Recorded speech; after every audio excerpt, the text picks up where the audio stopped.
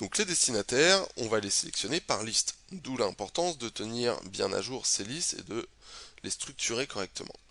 Donc on va sélectionner tout simplement les listes auxquelles on veut envoyer la newsletter. Donc là, imaginons que c'est une newsletter que l'on va envoyer à toutes les personnes qui ont déjà passé une commande sur le site. Eh bien, on va sélectionner la liste clients e-commerce qui regroupe l'ensemble des clients qui ont déjà passé une commande sur le site. Là, pour l'exemple, on va prendre uniquement client pro, puisque là, c'est une liste dans laquelle j'ai simplement mis mon adresse mail personnelle. Vous voyez ici que vous avez actualisé le nombre de destinataires. Donc là, vous sélectionnez un contact.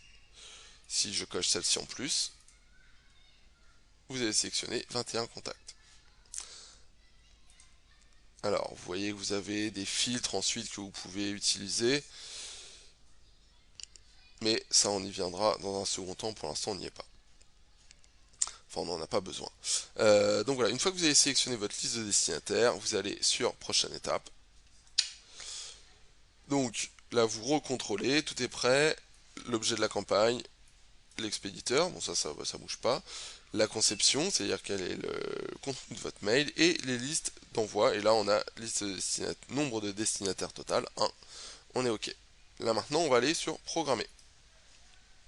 Deux choix, on envoie maintenant, ou on programme pour une heure précise.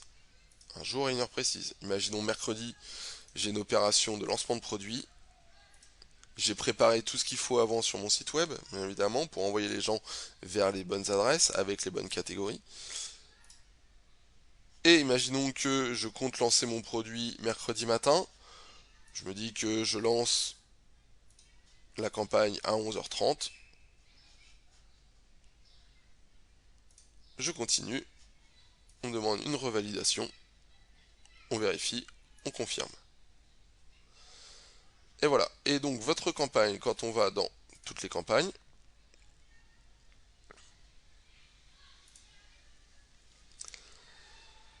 on la retrouve ici. Elle est programmée le 24 juin 2020 à 11h30. Vous pouvez aller la remodifier en allant dans éditer. Vous pouvez retourner à l'ensemble des étapes.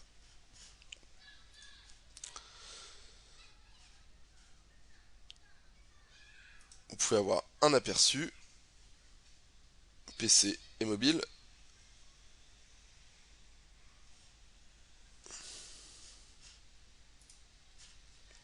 Et voilà.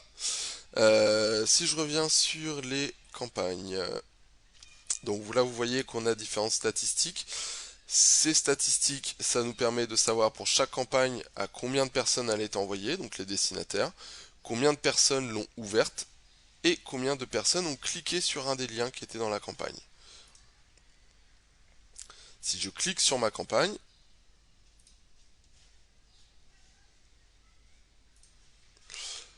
vous allez avoir là un certain nombre de statistiques sur votre campagne. Une campagne, c'est un envoi de mail. Donc le taux d'ouverture, là on sait que ça a été donc envoyé à une personne, enfin qu'une personne a ouvert le mail, qu'on a eu un clic, c'est-à-dire une personne a cliqué dessus. Donc on a les taux d'ouverture, les taux de clic. Un taux d'ouverture autour de 15-20%, c'est déjà bien. Si on est à 50%, c'est très bien. On n'aura jamais des taux d'ouverture à 100%, très clairement. Le temps moyen d'ouverture, c'est-à-dire le temps entre le moment où vous avez envoyé votre mail et où les gens ont cliqué dedans. La dernière ouverture, le temps moyen d'ouverture par clic, le statut d'envoi, donc ça ok. Et puis, bon voilà, vous avez différentes infos dedans. Vous avez la chronologie, là vous allez avoir beaucoup d'infos. Et puis les liens cliqués, qui bien évidemment est disponible dans l'offre pro, mais on a quand même ici quelques infos qui nous permettent de savoir si on a plusieurs liens par exemple dans le mail, de savoir sur lesquels il y a eu des clics. Et ici, là on ne l'a pas encore, mais on aura un tableau de bord avec les campagnes. Alors dans les stats, Voilà, là vous avez encore davantage de stats sur l'ensemble des campagnes, vous avez un outil de tri par date, enfin voilà, donc là-dessus vous aurez de quoi avoir du feedback aussi. Euh, mais pour ça il faut qu'il y ait plusieurs campagnes qui aient tourné. Voilà, pour le reste, n'hésitez pas à me contacter. À bientôt.